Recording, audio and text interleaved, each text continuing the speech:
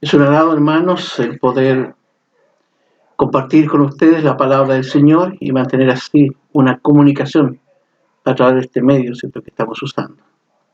Quiero leer y compartir con ustedes la meditación de la palabra del Señor. Para ello voy a leer en 2 de Crónicas, capítulo 7 y versículo 14, que dice lo siguiente: Si se humillare mi pueblo, sobre los cuales mi nombre es invocado, y oraren, y buscaren mi rostro, y se convirtieren de sus malos caminos, entonces yo oiré desde los cielos, y perdonaré sus pecados, y sanaré su tierra. Vivificando a la iglesia del Señor. Hoy, mediante este versículo, quiero meditar en cómo el Señor aquí nos llama y nos recuerda que debemos fortalecer y avivar nuestra vida espiritual. Recordemos que la iglesia es el cuerpo vivo de Jesucristo, la comunidad de los hijos de Dios, renacidos por gracia, por medio de la fe en Jesucristo. Y aunque los templos han estado cerrados por las medidas sanitarias de esta pandemia, la iglesia viviente ha seguido activa estos meses. Como denominación, nosotros somos un grupo muy pequeño, pero construida sobre los fundamentos sólidos de la palabra del Señor y aquella fe histórica recibida, ¿cierto?, del Señor.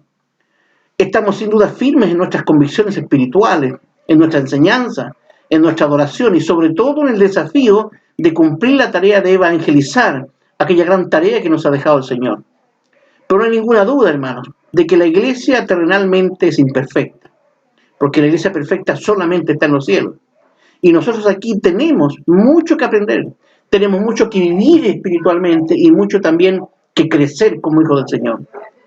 Este versículo nos da algunas directrices que nos pueden ayudar a fortalecernos mientras retomamos nuestra vida espiritual y volvemos a nuestros templos. El contexto de este versículo 14, que usted puede ver ahí en su Biblia, es el tiempo de la dedicación del templo bajo Salomón, el hijo de David, o el joven Salomón. Dios aceptó esta nueva casa de adoración que estaba siendo consagrada, enviando fuego del cielo que consumió los sacrificios allí en el altar. Dios llenó el templo con su gloria y el pueblo estaba allí, se está adorando. Dios posteriormente habla con Salomón y le dice lo que usted puede leer y lo que hemos leído en este versículo 14, que Dios bendecirá a Israel si le honran, porque si son infieles, las consecuencias serán graves para ellos. Veamos, ¿qué nos pide Dios para fortalecernos como cristianos, como familia y también, ¿cierto?, como nación? Lo primero es que debemos estar dispuestos a reconocer y a ser conscientes de nuestra relación con Dios. Esta es una unión íntima. Dice el Señor aquí, en las primeras frases de este texto, dice, mi pueblo, está hablando a su gente. Dios se refiere a sus hijos como su pueblo, a los que estamos en relación de fe con Él. El Señor que nos salvó, que nos perdonó, que nos compró a precio de su propia sangre, de su propia vida, y por lo tanto ahora le pertenecemos. Dice 1 Pedro 1, textos 18 y 19, lo siguiente: sabiendo que habéis sido rescatados, no con cosas corruptibles, como oro o plata, sino con la sangre preciosa de Cristo, como de un cordero sin mancha y sin contaminación. Así que hay una relación tan cercana y profunda como la que tiene un padre con sus hijos. Pablo recuerda esto en Romanos 8:15, que dice, porque no habéis recibido el espíritu de servidumbre o de esclavitud para estar en temor, en miedo, mas habéis recibido el espíritu de adopción por el cual clamamos Abba Padre. Ahora Dios es nuestro Abba Padre, nuestro Padre de misericordia, nuestro Padre bondadoso. Y esta es una relación que no solo bendice nuestra propia vida, sino también a aquellos con quienes compartimos, y no solo en lo temporal. Es una relación, es una unión y bendición eterna para siempre con el Señor en su presencia. Es una relación además que alcanza y que bendice a otros. Nuestra íntima y viva relación con Dios no pasa desapercibida. Termina finalmente afectando positivamente la vida de todas aquellas personas con las cuales nos rodeamos diariamente. Porque el Evangelio, como dice Pablo ahí en Romanos 1, es poder, es dinamita, es explosivo, es dinamita de Dios, que impacta la vida espiritual interna del creyente y que de esa explosión, ¿cierto?, otros también, ¿cierto?, pueden de alguna manera notarla. Así que, hermano, este es el desafío que tenemos hoy.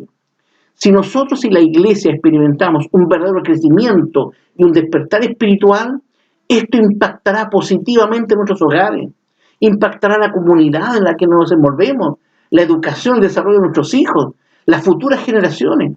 Puede impactar inclusive a nuestra propia nación y al mundo entero, si es que todos los cristianos estamos haciendo esto para gloria del Señor.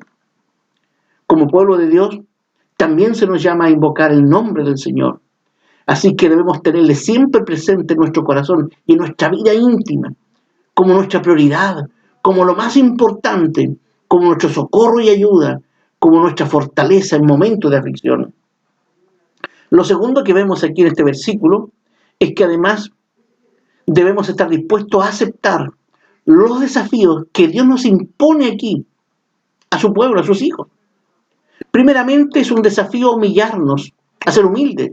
Dice el Señor, si se humillare mi pueblo, está hablando aquí de humildad, que esta palabra que viene de humus, de lo que está en el subsuelo, que está bajo el suelo, es estar bajo de otro. Espiritualmente reconocer quién es el Señor y aceptar su señorío y liderazgo en nuestras propias vidas, que nosotros somos débiles, reconocer aquello, nuestra debilidad, y que solo Dios, nuestro Señor, es el Todopoderoso. Si nos humillamos bajo la mano del Señor, estamos abriendo nuestras vidas a sus propias bendiciones. Primera de Pedro dice, el apóstol, capítulo 5, versículos 5 y 6, revestidos de humildad, porque Dios resiste a los soberbios y da gracia a los humildes. Humillaos pues bajo la poderosa mano de Dios, para que Él os ensalce cuando fuere tiempo. Así que debemos estar bajo la mano del Señor. Esto es humildad. Esto es humildad. Así que, hermano, producto de esto, somos hoy entonces desafiados a una total dependencia del Señor, reconociendo que Él está por sobre nosotros, reconociendo que no podemos hacer absolutamente nada sin Él, sin su gracia, sin su poder, sin su soberanía. Dice el mismo Señor ahí en Juan 15:5, yo soy la vid, vosotros los pámpanos, el que está en mí, yo en él, este lleva mucho fruto, porque sin mí nada podéis hacer.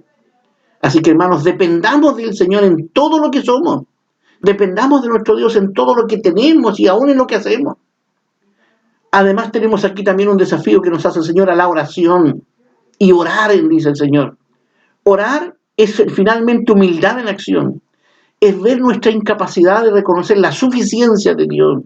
Esto nos lleva, ¿cierto?, a la presencia del trono de la gracia del Señor, primero para deleitarnos en Él, en su gracia, en su presencia, en lo que Él es, y también para buscar, ¿cierto?, su ayuda o el oportuno socorro. Por lo tanto, hermanos, decidamos orar en nuestros hogares por fortalecimiento espiritual. Comprometámonos hoy más que nunca a aprovechar cada momento como un estímulo y una oportunidad para orar. Tenemos más tiempo que antes.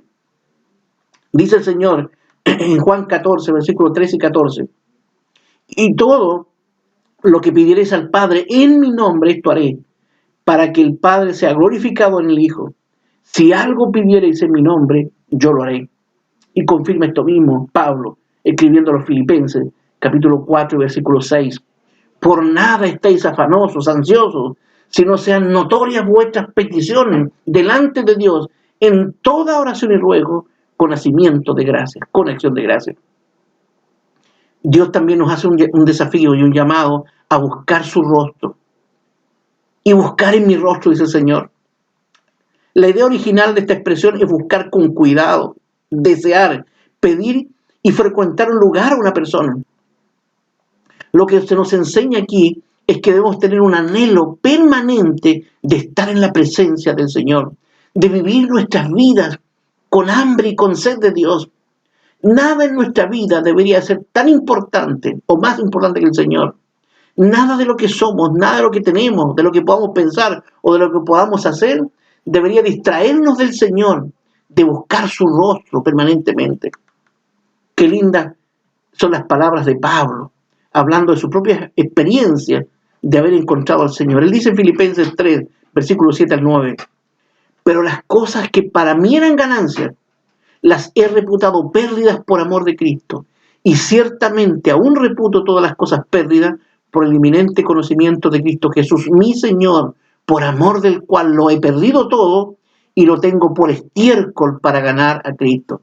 Qué importante era para Pablo esta nueva vida, lo que había encontrado en el Señor. Era tan importante esta comunión con el Señor, de buscar al Señor, más importante que su glorioso pasado.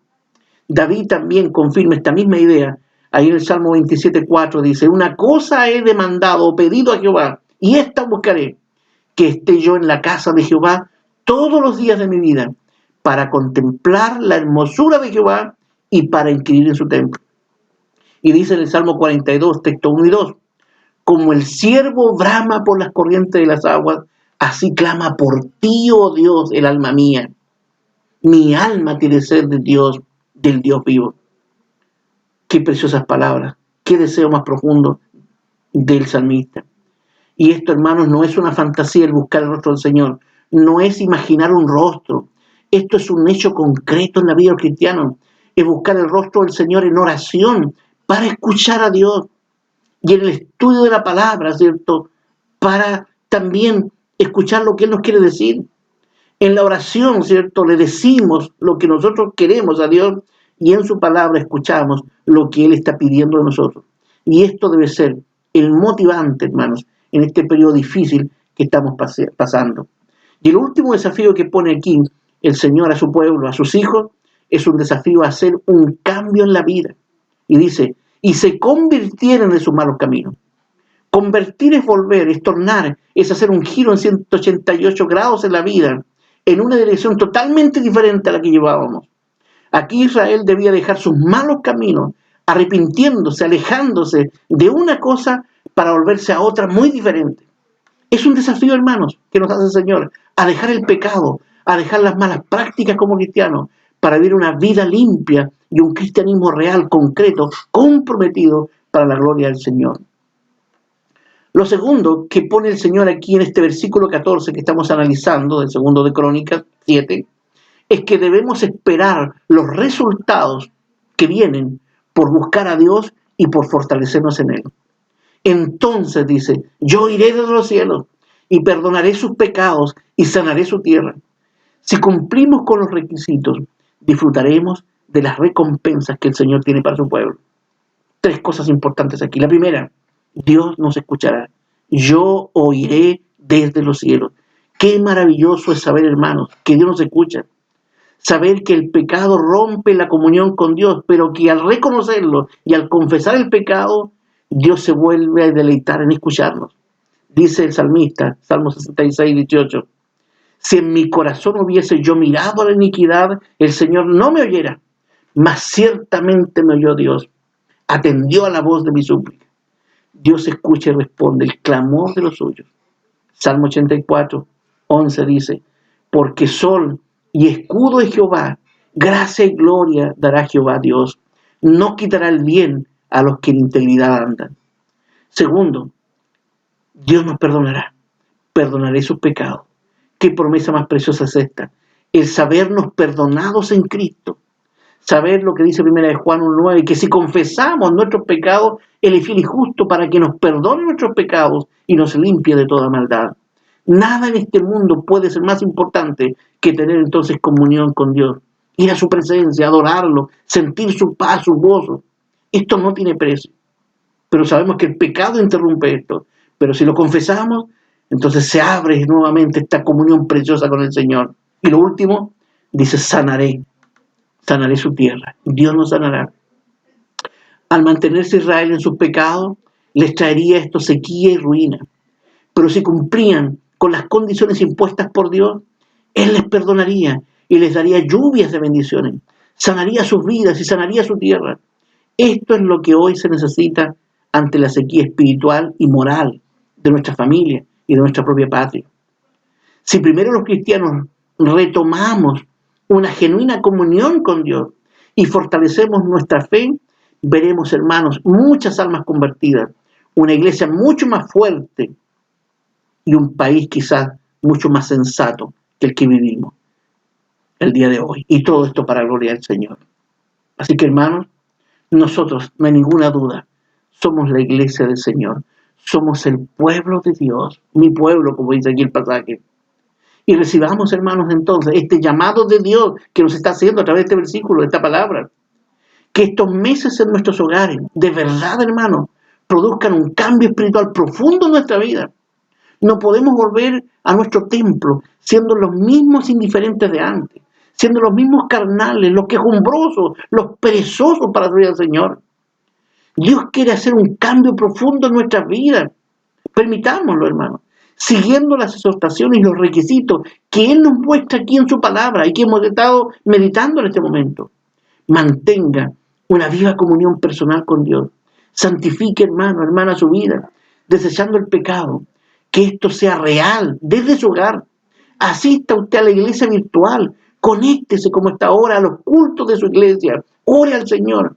Cumpla en gratitud con el Señor, haciendo ofrenda allí. Practique el amor fraternal, llamando usted a otros y no esperando que otros le llamen. Y Dios sanará su vida y Dios sanará su tierra. Dios bendiga su palabra en nuestros corazones. Amén.